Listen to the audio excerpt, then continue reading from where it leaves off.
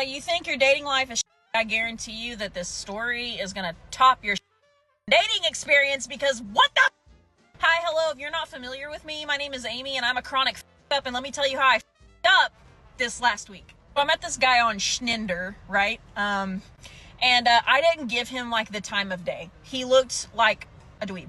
And so I was like, okay, it's been lackluster with the guys that are not dweebs, so let's give this guy a shot. So I go out with him. Everything's peachy keen. And he's like, why don't you come back to my place and we'll watch a movie, because we didn't know what else to do. So me being stupid, I said yes. So I go back to his house. We're chilling. Everything's cool. Everything's vibing. It's great. It's fun, even though he was a Trump supporter. I'm not a Trump supporter. If you are, whatever, goodbye. But I go back to his house and everything's chill and we're good, right? And at one point he ends up doing some things with my chesticles, you know. So he's doing things with my chesticles, right? So my chest is exposed. I'm not wearing a shirt. I'm not wearing a bra. I'm not wearing anything. And he goes, I need to show you something, but you can't freak out. What?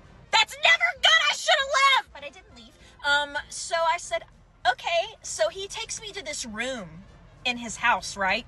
And he opens the door and I'm hit with like a wave of heat. It's the middle of summer. Like like, what? Why is it hot? He opens the door and I go in and stand in there in the dark, and then he turns on the light and it's wall to wall to wall, in the closet, everywhere.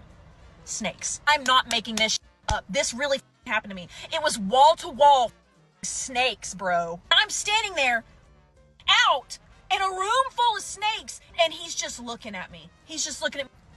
And I was like, what's this? And he was like, oh yeah, I'm a part-time snake breeder. And I was like, He was like, yeah, the reason I showed you is because I didn't think that you would ghost me.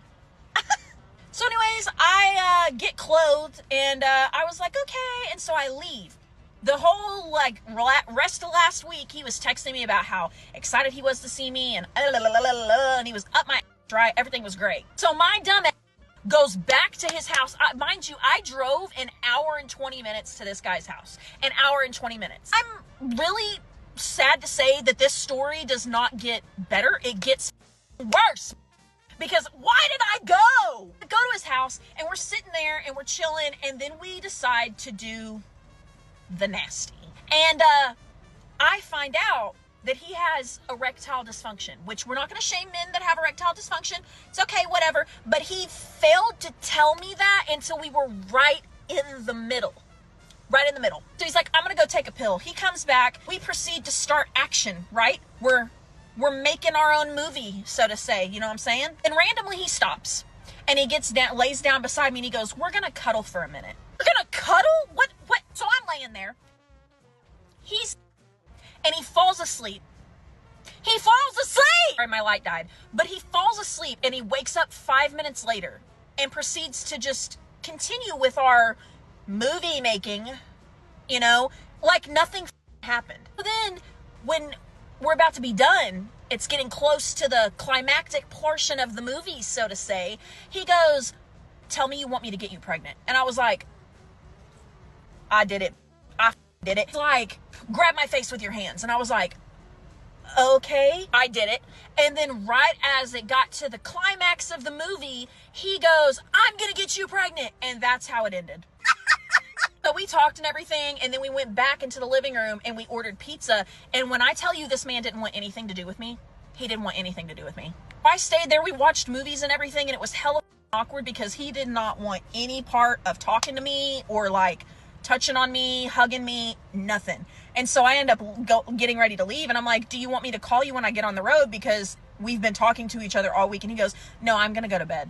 And so I texted him after I left and I was like, are you really feeling this? And he was like, of course I am, babe. I haven't heard from him since.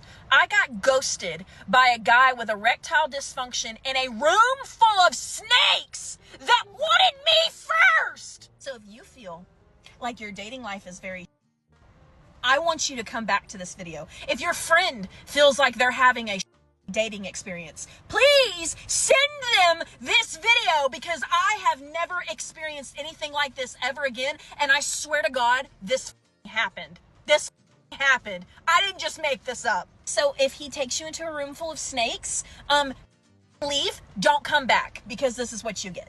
Okay, wow. Where do I even start with this one? First of all, meeting a guy on Schninder and thinking, buff, give him a shot, only to end up in a room full of snakes. Literal snakes. I would have been out of there the second I felt that wave of heat hit me. I'm sorry, but being chest out in a room full of reptiles, that's a horror movie right there. The whole situation is just surreal. Like, okay, we're not shaming anyone with erectile dysfunction, but dude could have at least mentioned it beforehand, not in the middle of things. And then to top it all off, he falls asleep and wakes up like nothing happened. That's a special kind of weird. If I were you, I ain't keeping my distance from snake breeders from now on. This story deserves to be shared far and wide, so no one else ends up in a room full of snakes and confusion.